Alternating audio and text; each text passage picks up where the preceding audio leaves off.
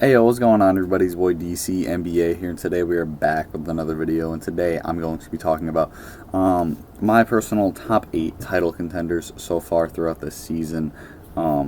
It's been like 12 to 14 games for most teams, so we get a little bit of an idea how good they are, what's up with them. So yeah, if you guys enjoy, please make sure you like, comment, and subscribe. And click on the notification bell. We're trying to reach 5K by the end of the year, and there's only one way to do that, and it's by you guys helping me out. So without further ado, let's get right into this. So first thing we're going to talk about, the Lakers. Currently have the best record in the NBA. Obviously, they are the defending champs. They have the best defensive rating in the league. They have the 5th best offensive rating in the league, and they have the number 1 net rating in the league. I'm going to be kind of going down like net rating, offensive rating for every team. Well, good things about them. They have the best duo in the league. They have the best player in the league. Yeah, that's going to really help you win a championship. Your odds are going to be in your favor. They're a very deep team, as we all know. This is just their bench. They have Kyle Kuzma, Montrezl Harrell, Wesley Matthews, Talon Horton Tucker, Markieff Morris. That's their bench. Crazy. Yeah, they're a very deep team. They only got better since last offseason and their last championship run, so I expect big things from them, but we all kind of know that. I'm not really going to spend too much time on them. The second team I'm going to talk about is the Bucks, who are currently 2nd in offensive rating, 7th in defensive rating, and 2nd in net rating. This team, amazing shooting wise. They only have 2 players shooting less than league average from 3, and it's funny enough, both of them have the last name Antetokounmpo. It's kind of funny. So far this season, Jrue Holiday has fit perfectly in with their system. His numbers are kind of down from last season, but he's like the 3rd star in the team. He kind of took a step back, and kind of this team again, very deep. Same thing with the Lakers, a very deep team. They have a lot of players getting their points, getting their shots up, So players like Giannis and Jrue Holiday, their stats are down, but they're still the same old. Jrue Holiday still going to be all defensive type player, and he has the lowest usage rate in his career so far. So obviously his stats aren't going to be great, but he's still really good. Person who really kind of took another step is Chris Middleton. Even with all this new depth, he still has taken his game to just another step up, improving.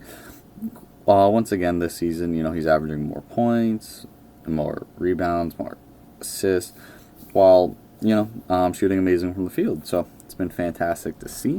So the next team that we'll talk about is the Nets.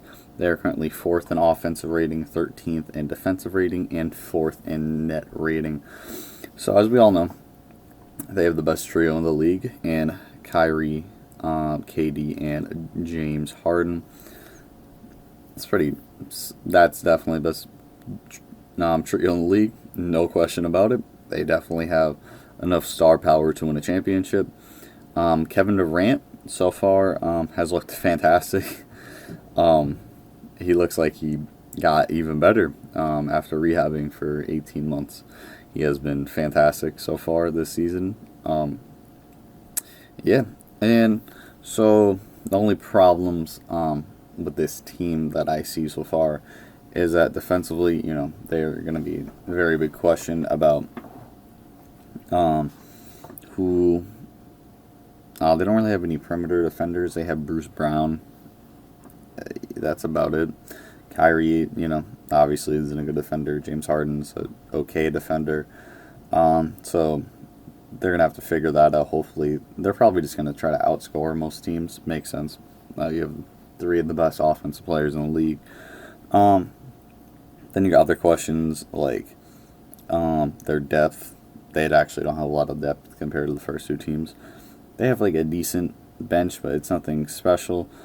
You have another question like who's going to take the last shot. You have 3 players who are very ball dominant. It could be the primary ball handler on any team. Then you got them trying to build chemistry. I don't really feel like this should be a problem unless Kyrie makes it a problem, and that's kind of the big thing. Hopefully Kyrie can just fit in and not cause any problems. So the next team we'll talk about is the Clippers. They currently have the best offensive rating in the league, 23rd defensive rating, and they are third in net rating, which is actually very surprising because you would imagine it'd be the other way because they have a lot of great defenders on this team. But, whatever.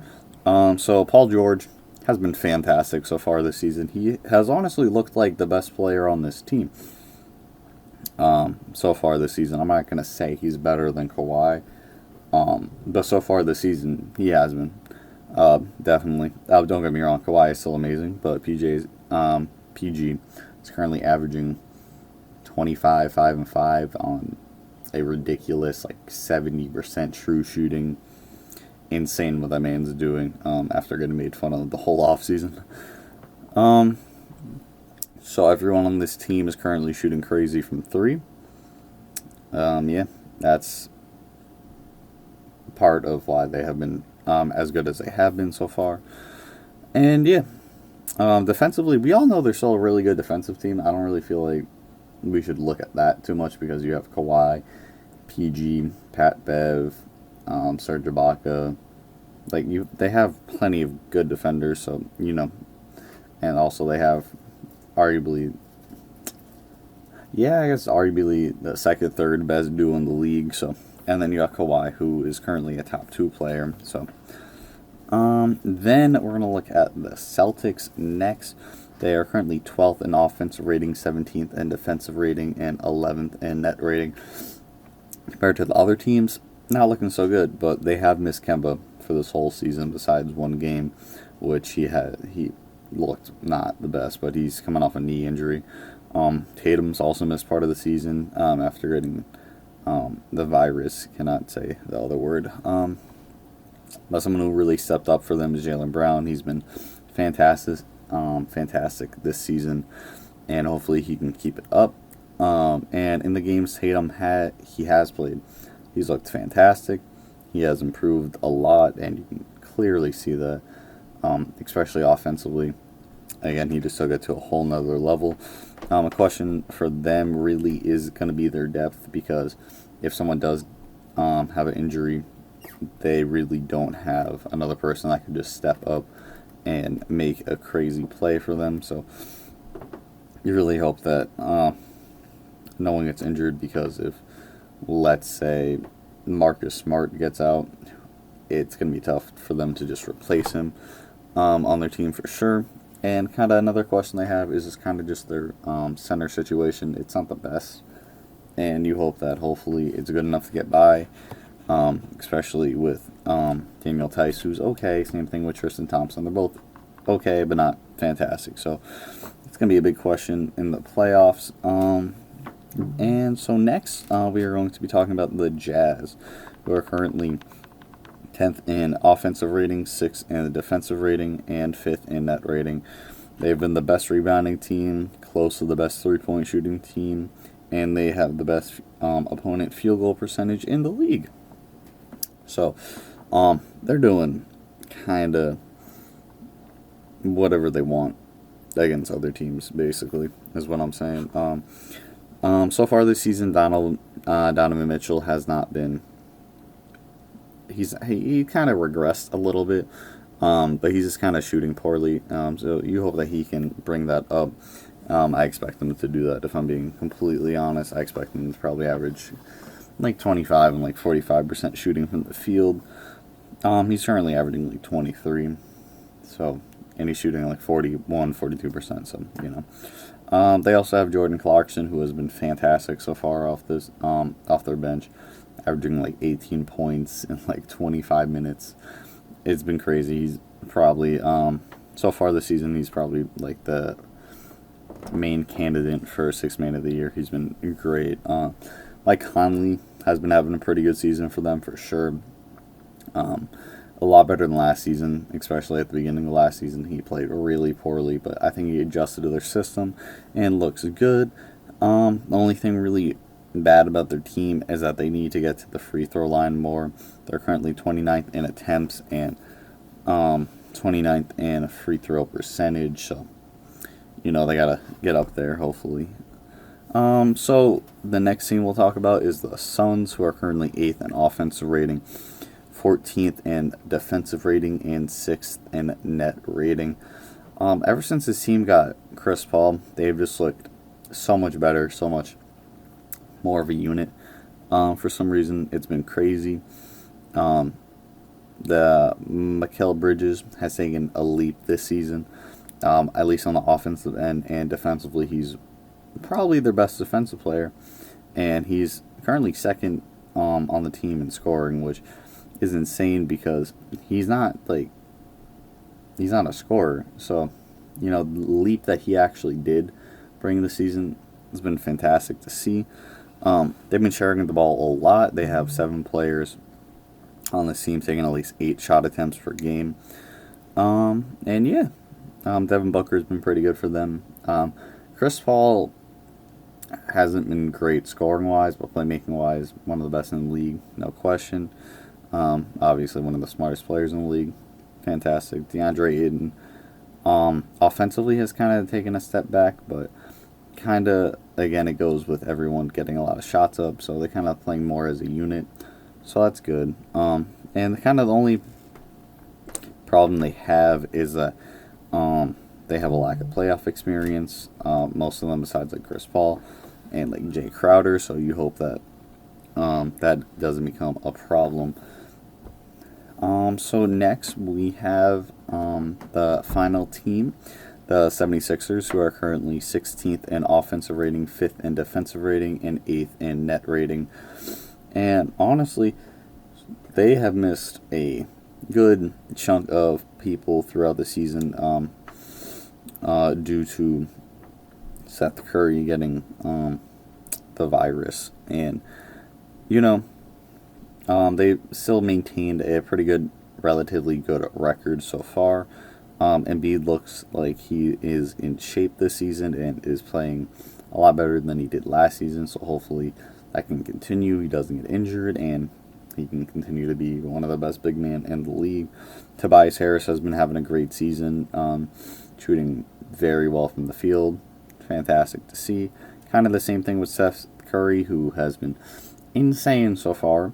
Before he got the virus, he was shooting insane, 60% from the field and 60% from 3.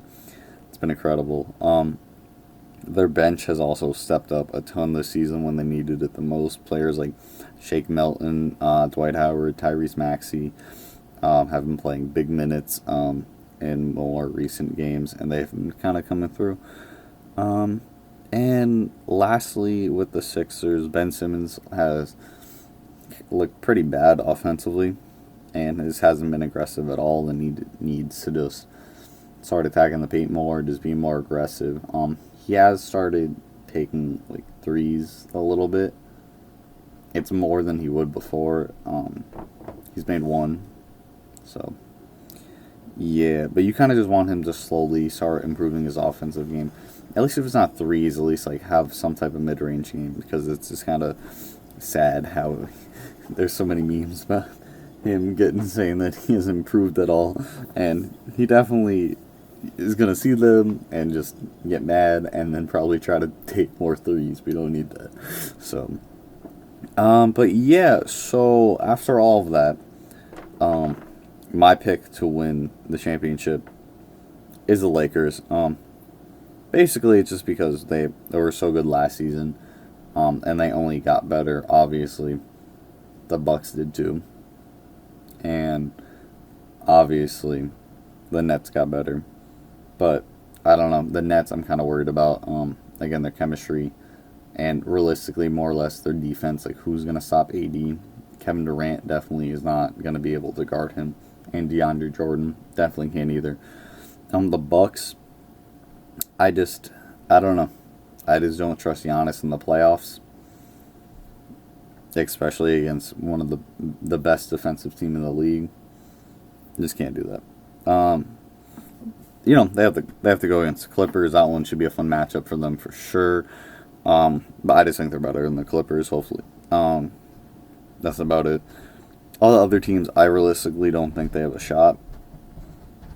If I'm being honest, I really feel like the top 4 teams are the Lakers, Bucks, Nets, and Clippers. I just kind of wanted to break down my thoughts on some of the other teams, and just talk about them. And they have a lot that of potential for sure. The other teams, and hopefully they can fulfill that and work on that. And maybe someone gets injured on all the good teams. Then they have a shot. Kind of like the Miami Heat did. They just kind of came out of nowhere, played great in the playoffs.